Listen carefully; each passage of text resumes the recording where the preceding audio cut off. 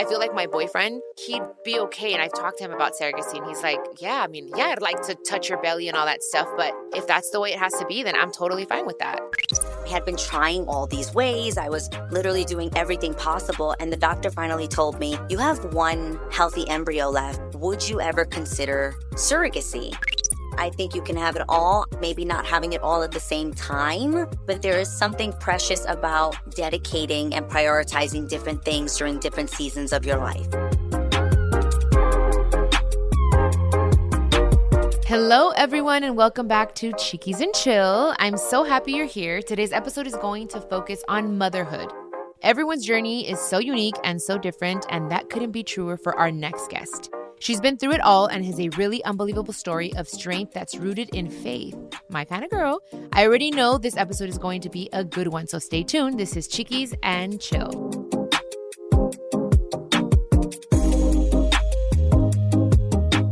Today's guest needs no introduction. She's none other than the beautiful Adrienne Bailon-Houghton. You might know her from the all-women's R&B group 3LW, or Disney's The Cheetah Girls, or maybe you've watched her for years on the syndicated TV show The Real. These days, you can catch her on E!News, and on top of all of that, she's an entrepreneur, a wife, and a new mother to a beautiful baby boy. So let's go ahead and bring Adrienne into the conversation. Hello, Adrienne. What's up, girl? How are you? I'm so excited to be chatting with you. Me too. Thank you so much. You guys, I wish you guys could see her. She looks absolutely stunning. I think you're so beautiful. First of all, let me just get that out of the way. And first and foremost, congratulations on becoming a mother. Thank you. Thank you for being so open and vulnerable about this topic. And I'm going through a situation where I'm like, should I do IVF? Should I not? Do I want kids? So I was like, I think Adrienne's a perfect person to talk to about this. And I know that you've already kind of talked about it, but not here on Chiquis and Chill. So I do appreciate you doing this because it's something that I feel like we're around the same age. And I don't know, I want to kind of hear your story. I mean, yeah, start wherever you want to start. You take it.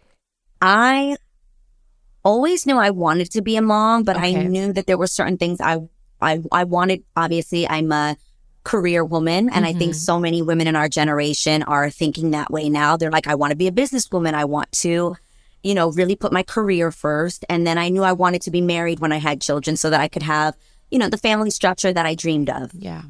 And for everybody, that's an individual plan of whatever you envision as your dream family structure. But for me, I knew that I wanted to be married at least a year before even trying.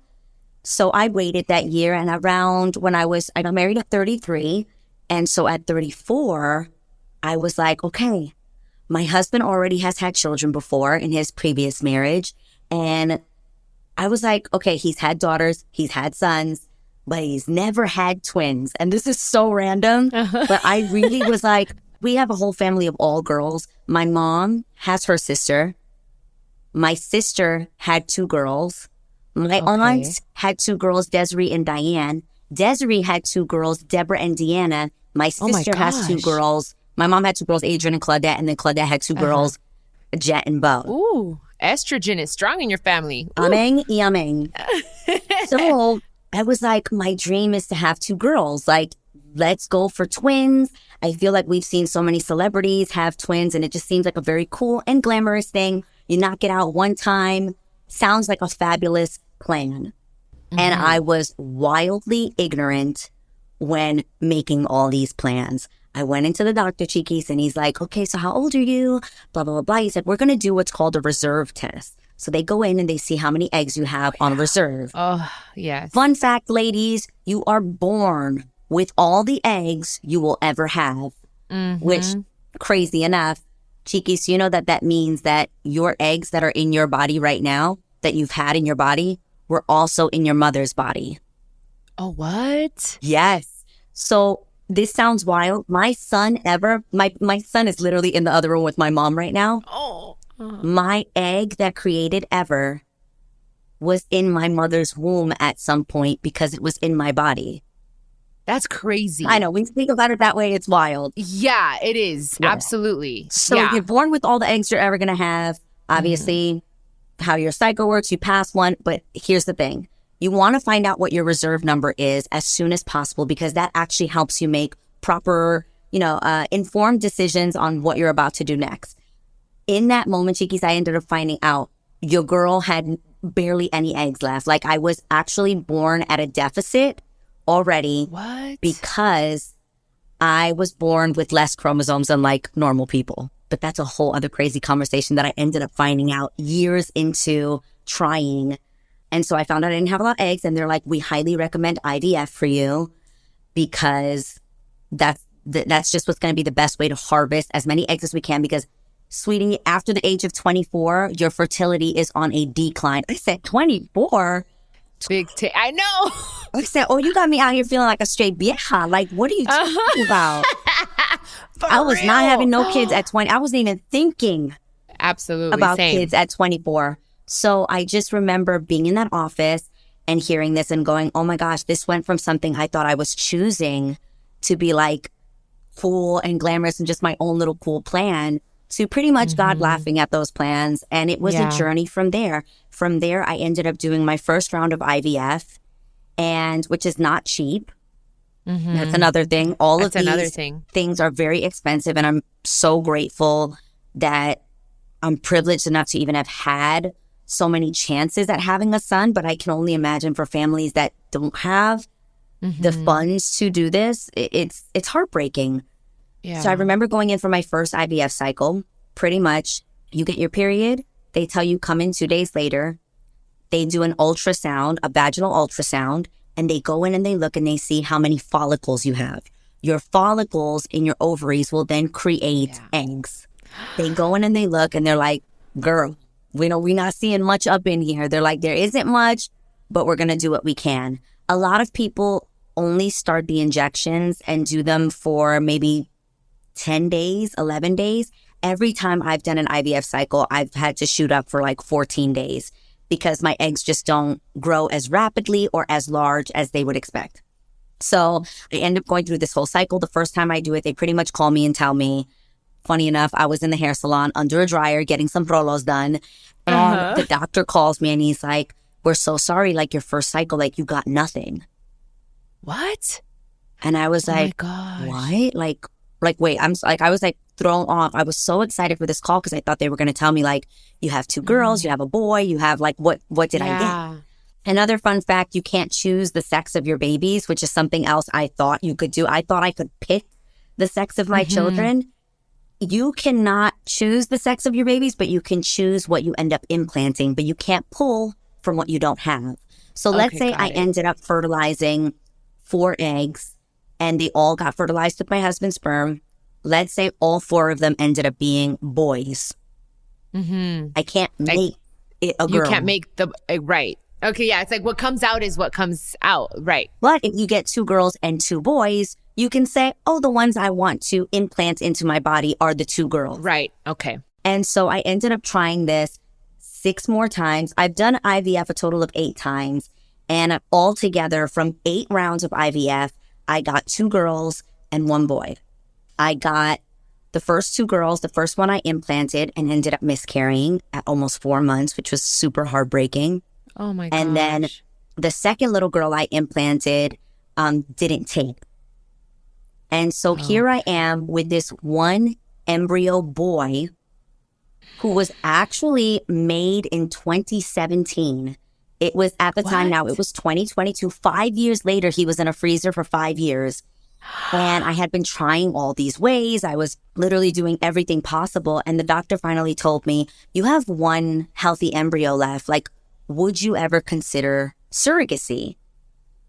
And I was like, what? Like, it just, the idea seemed foreign to me. And honestly, especially as a Latina, like... That's what I was going to ask you. I have huge hips. I've thought since the day I was like, got my period that like, girl, don't let somebody look at you, you'll get pregnant. Like for sure, my mother had both my sister and I naturally, like I thought like, oh, I'm going to lift up my leg and the baby's going to fly out. Like I thought this is what our bodies were made to do. We're Latinas. Like we does this. Like this is. Yes. And to hear this was heartbreaking. And I just remember bringing it up to my mom initially, who right now is in the room with my son, madly in love with him. Can't imagine this journey went any other way. But I remember mentioning it to her and her kind of being like, why would you want someone else to carry your baby? Mm-hmm. And I was just like, Mom, I'm not choosing this. Like, I know for you, it's been completely different, but I think it was just hard for her even to wrap her mind around the idea that my journey was going to be so different from hers and my sister's. And I think they were heartbroken for me too, and a little bit heartbroken for themselves, you know? I think they were disappointed. I think they had dreams of seeing me with the big belly and maternity photo shoots and holding my hand while I was pushing through contractions. Like, there's dreams that you not only have for yourself, but the reality is your family has some dreams for you too. And it sucks to have to not only let yourself down, which I felt to some extent like my body had let me down, but then I felt like, damn, I let the people around me that love me and have been praying for me and wanting this for me down.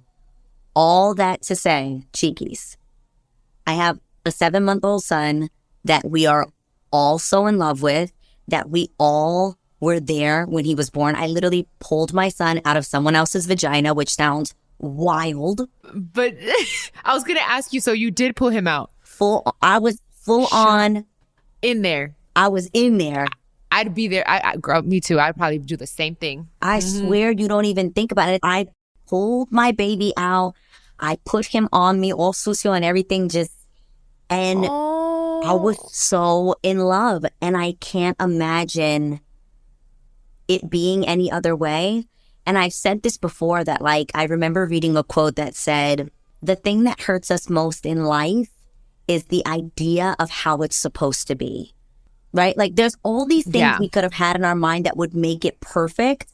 But then you're like, there's something beautiful about the imperfection and you can find beauty in your own story. Mm-hmm. Whatever that story is. And my story is not at all how I imagined it would be. But I find so much beauty in it now because, like, my nieces were there. Like, everybody was surrounding. Thank God my surrogate is so awesome. She was like, all open to like just a family birth. And I'm just so in love with my son that I look at him every day and I'm like, oh, you are such a miracle. And I'm just so grateful. And that was God's plan for your life. And going back to that, it's we have and we make all these plans. And in reality, when you surrender your plans to God and it's like, not let it be your will. Amen. Like, he was meant to be here. Ever was the last embryo you had. He was a boy. You come from a family of girls. And here he is. Es el rey de la casa, de la familia. And that's how God wanted it.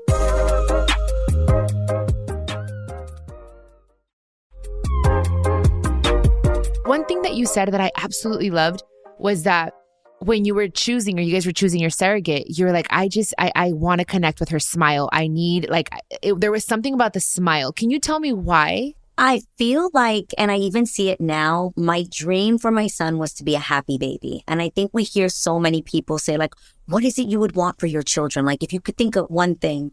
And most people will say, I just want them to be happy. And for me, I had watched so many other people. Like, I was obsessed with watching pregnant women on Instagram. I was just watching people and like learning. And a lot of them were like, whatever your vibe is, while you're pregnant, like they say, like that's kind of the energy that the baby receives. And it was so important. Like, I think I'm a pretty happy, silly, smiley, goofy person. And I was like, I want whoever is going to carry my child to be a happy person. Like, I don't want a miserable person who surrogates do get paid a lot of money. It is not a cheap thing. It is, they do receive a lot of money. They're doing something that is, I believe, is God's work. They're like baby angels that, create families. And so I didn't want somebody that felt like they were doing it, one, for the money, but I wanted them to feel like it was their calling and that they were genuinely a happy person. So their smile to me was going to be like an indication. And the moment I met my surrogate, she's like, guys, she's like abnormally phenomenal, happy, joyous, funny. Maybe she can cook my baby too. Yeah, she's like very talkative. So when I first met her, it didn't even feel weird. Like, I thought, oh, this is going to be so uncomfortable. Like, this is And I'm a very private person in that way. Like when it comes to like these kinds of things, like I'm not easy to like cry in front of people about like, you know, like that's just not my personality. And I'm like, this woman is going to be in the most intimate moment of my life. Like the moment I meet my son, like I need to be like comfortable and not even think about that when she's there. And I felt like I could cry in front of her. He did skin on skin. So I had to have like my chest out. And a lot of people I know initially saw the photos. They're like, now why does this girl have no clothes on? And I kept trying to explain to them, even if you didn't birth a baby, when the baby comes out, the first touch that they experience, they want you to put the baby on your bare chest so that you can have what's called skin to skin bonding, and that they can feel your heartbeat. Your heartbeat actually stabilizes their heartbeat. Your breathing, all of that, like teaches them how they should breathe. Like it's actually pretty wild how we were created. Like God thought of every single detail. So she was awesome. And absolutely the smile was a great indication of a joyous woman who has her own children as well. She loves her kids. She enjoys being a mom. And I feel like I have the giggliest, happiest baby. And I'm grateful for the energy that she gave him for those first 9 months that he was here. Wow. And you guys are still friends? Yes. I chat with my surrogate all the time. I'll be like, I will randomly hit her up and send her pictures of him, like what he's doing today. And she has her 2 kids that I became really close with as well. And she'll send me updated photos of what they've got going on. And it's been awesome. That's makes my heart so happy. Yeah. And Israel, your husband, what did he tell you about everything? Like, how did he feel about the whole process? He is the coolest person and the greatest support system, because even in moments where I was like, aren't you so sad? You're never going to see me pregnant? Like, is that so, like, don't you want to see me with a belly? He was just like, yeah, that would be great. But if that's not the occasion, he was all about the silver lining. And if you can have someone in your life love him that reminds you of the silver linings of like, well, the good news is you're not going to mess up down there. That's a positive. Be like, he literally was joking with me. He's like, you know that we could like celebrate his birth. Like we could like make love the day he's born. Like we don't have to wait 6 weeks.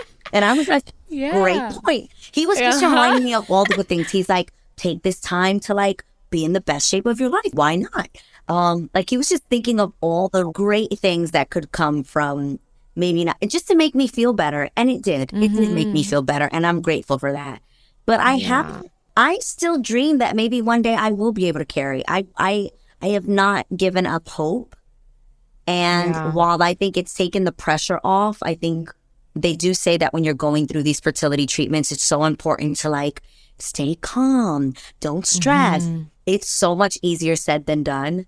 Baby, you are stressed. You are stressed out.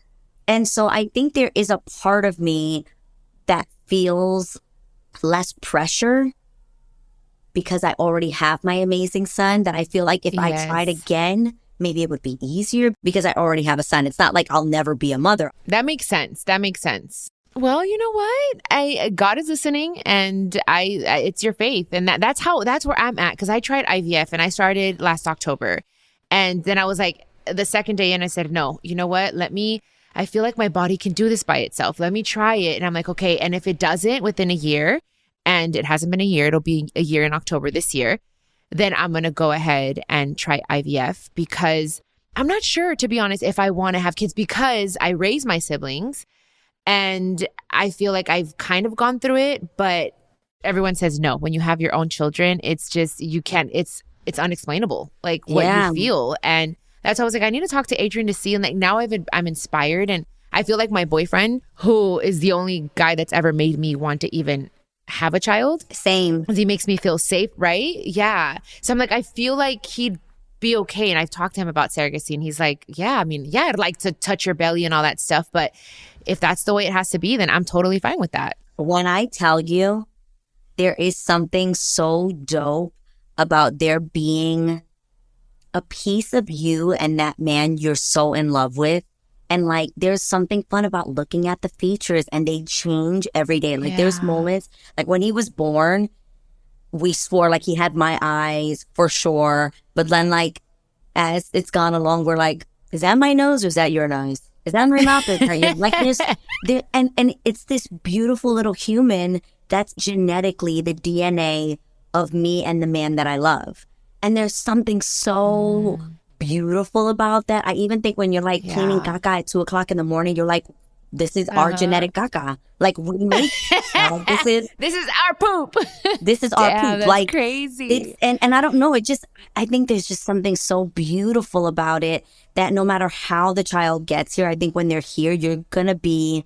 It is different, I think, than raising your siblings because you're literally gonna see a reflection of your love in this child's eyes, and it's so beautiful. And every day there's like a new.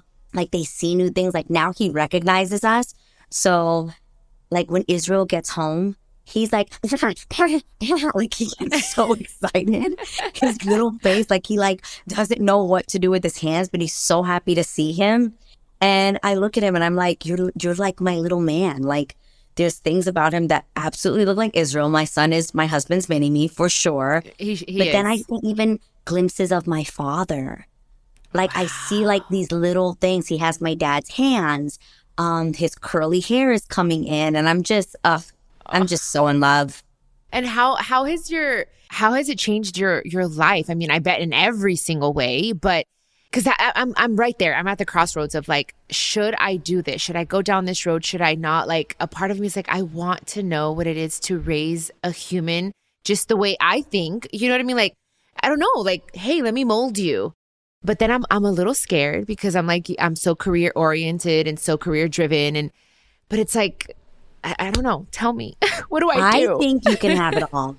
I am a believer. I think you can have it all. I think maybe not having it all at the same time. Okay. But there is something precious about dedicating and prioritizing different things during different seasons of your life. So true. For me, I feel like I've spent the last 20 years in this industry kind of establishing my career. And Chiquis, you've done the same. People, you've made a mark in this industry. People know who you are. You've done a phenomenal job. People love you. You are adored. You know, and I think thank you. Even though your career is going to change, people that love you are going to love to see that change. Does that make sense? Like there are different things that I'm going to be doing and there's things I'm not going to be doing. But I think even my audience that loves me is like, it's kind of awesome to see her in this new gear. You know, you're just, the things you're going to talk about on here might be a little bit different, but people are going to be so excited and happy for you. And I think you have a fan base that literally has become like familia to you. So I think they're going to be so happy. So here's the thing. Yeah. Your life does change. It doesn't change in a negative way. You have family like me. Like I have a mom that is here to support me, to help me. You have sisters. My sister's the same way. They rally around you and they help you. You have stayed up all night long for dumber things, Chiquis. You're right.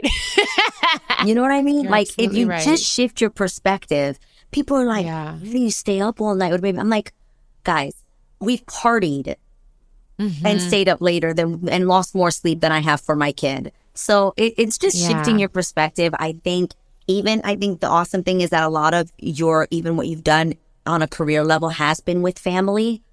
You can do that with a child. There's people who have started multi-billion, companies based off of things that were needed for children. Like you, listen. Yeah, you're right. You're a mastermind. You'll figure it out. No, you're right. And as a fan of yours, I do remember feeling that where I'm like, damn, that's so cool. Like, because when we first met, I think it was at a Latina magazine event and it was 30 under 30. So we were both under 30. And I was like, I knew about you and I was like, oh, the Cheetah Girls. And then like I saw you and like we went to the Reel. And then when you became a mommy, I was like, oh my God, as a fan, I was like, that's so awesome. Like now I get to see her in this whole other season of her life.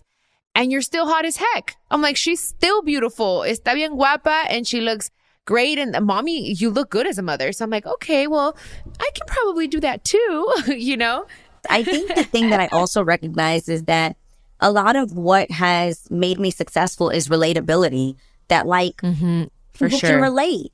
And I think in your case, being a mom is going to be no different. People are going to be like, girl, I relate to whatever it is that you're going to experience, it's relatable. So I think motherhood is so special, and being able to just bond with girlfriends about it as well. You're going to love it. You're going to find your little mom squad. You guys are going to have your own group chat. You're going to be like, okay, the kids' poop looks like this today. You're going to find yourself doing wild things. You're going to be like, my kid is supposed to start eating. He does not like I'm like, how do you not like aguacate? Like, how? I'm like, is this my kid? So my friends are like, mash it up better. You need to add some salt and pepper to it. I'm like, I'm supposed to season my kids' food. So you're going to have your mom squad of people telling you all different things. You'll have the support. Yeah. And ultimately, if it's meant to be, it will be. And I feel like even though I had a child through a surrogate, if God didn't want my son to be here, he wouldn't be here. Yeah, I agree. I am so happy for you. Honestly, I see you, your glow, you're gorgeous. You've always been gorgeous. And I'm so grateful that you came on and you're so open and vulnerable about this process, because this is going to help so many of us. And I'm saying us because like I said, I'm right there. And I think you've inspired me to just say, all right, let's try it and see, if, like you said, if God wants it to happen, it's going to happen no matter what.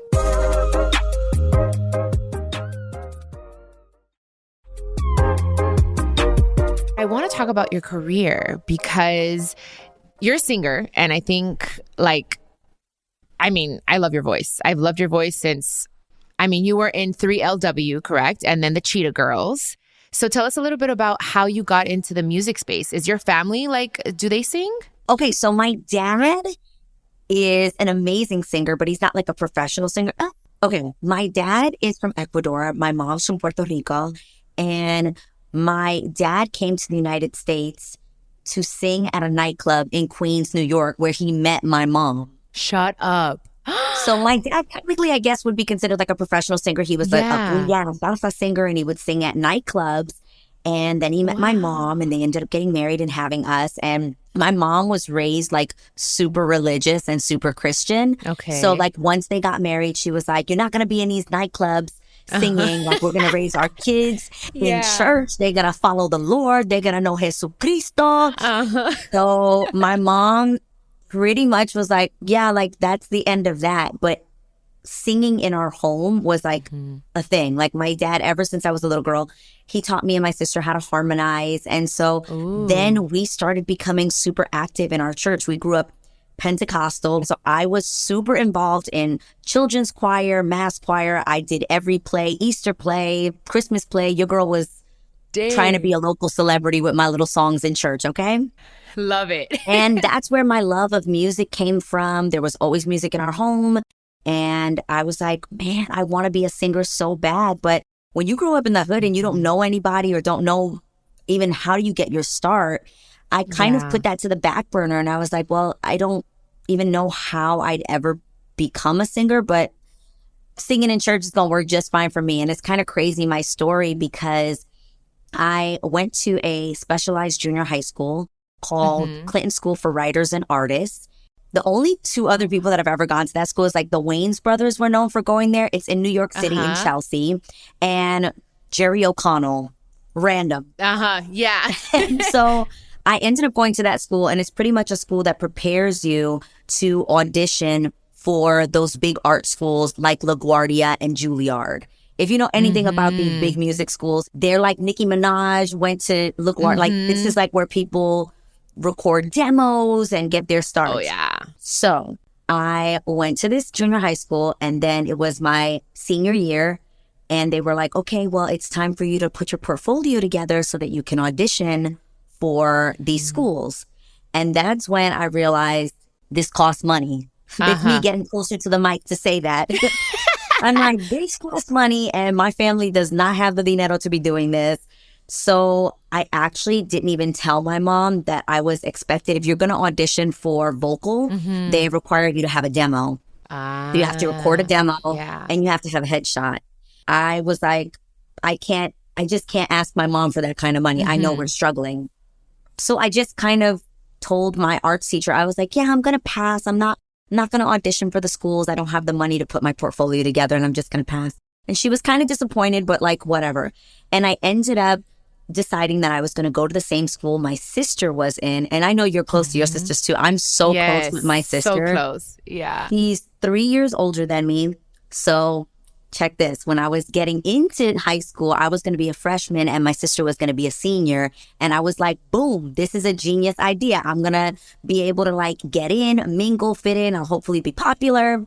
And the thing is, my sister wanted to be a nurse, which she ended up becoming.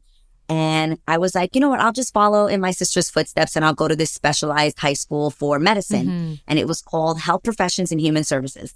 I know this sounds like it's going in a random direction. But no, tell me. I am so interested. No, tell us. I end up going to a medical school and I'm like, you know what?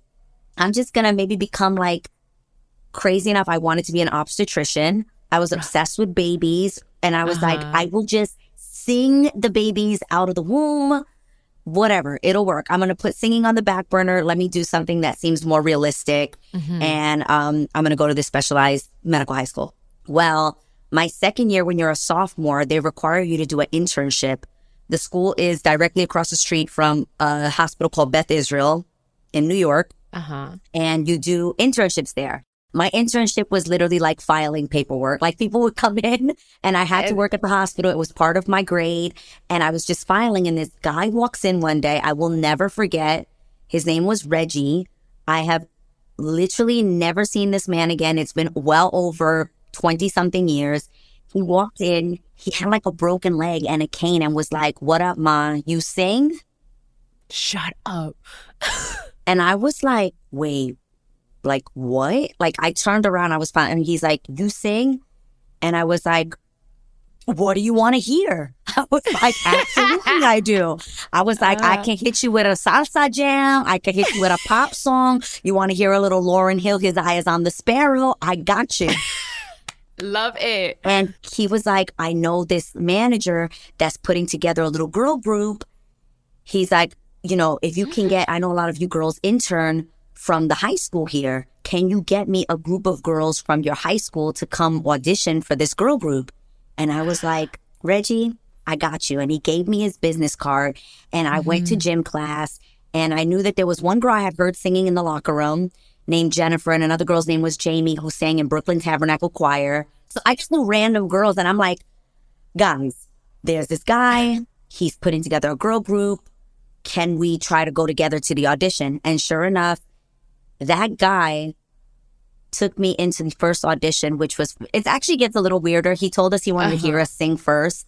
And I had to meet him outside of Yankee Stadium in the Bronx. I do not recommend young girls doing this. Yeah. Be not careful, the wisest decision.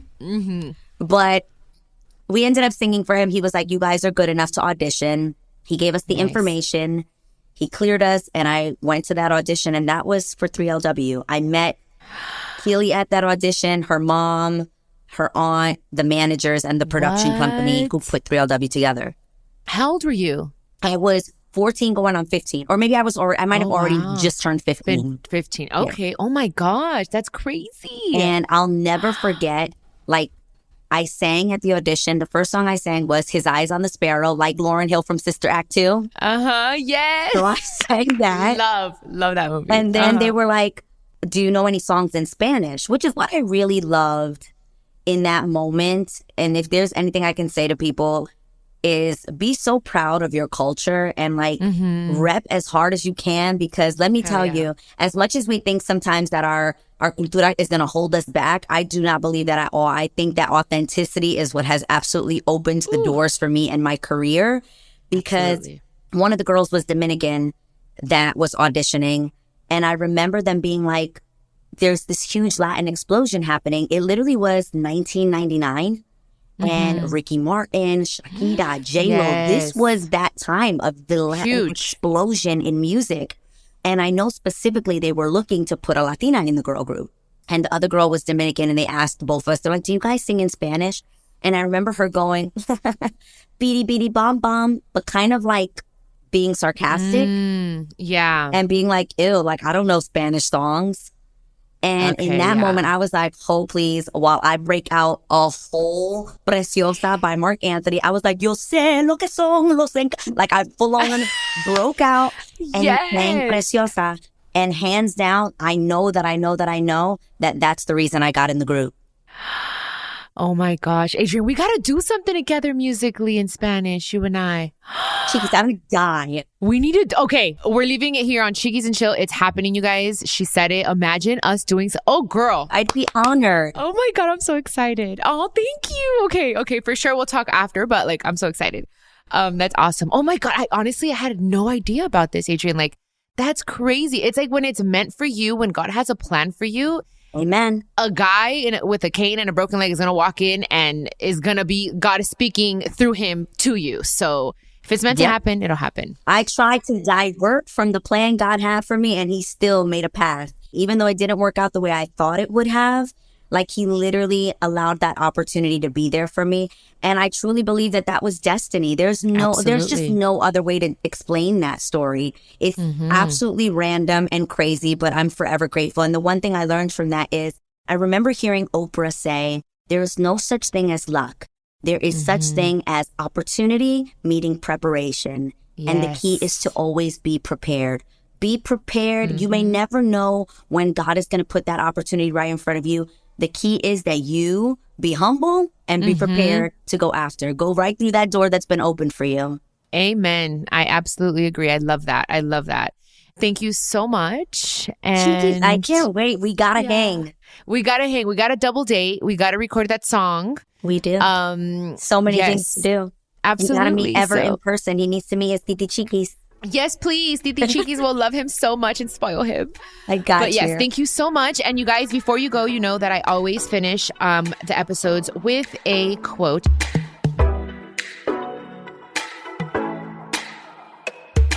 And the quote is, motherhood is amazing, and then it's really hard, and then it's incredible, and then everything in between. So hold on to the good, breathe through the bad, and welcome the wildest and most wonderful ride of your life. Amen. Yes or no? Is that a good one? Yeah, I felt that. I felt that down to my core. Oh, well, thank you again. And thank you guys for listening. Los quiero mucho. Les mando muchos besos de Adrienne y de mi parte. Besos. Do you need advice on love, relationships, health, y más? I'm so excited to share with you that my Chiquis and Chill podcast will have an extra episode drop each week. I'll be answering all your questions. Just leave me a voice message con todas tus preguntas y yo te las voy a contestar personalmente. All you have to do is go to speakpipe.com/Chiquis and Chill podcast and record your questions. I can't wait to hear from you. This is a production of iHeartRadio and the My Cultura Podcast Network. Follow us on Instagram at My Cultura Podcast and follow me, Chiquis, that's CHIQUIS. For more podcasts from iHeart, visit the iHeartRadio app, Apple Podcasts, or wherever you listen to your favorite podcast, and check us out on YouTube.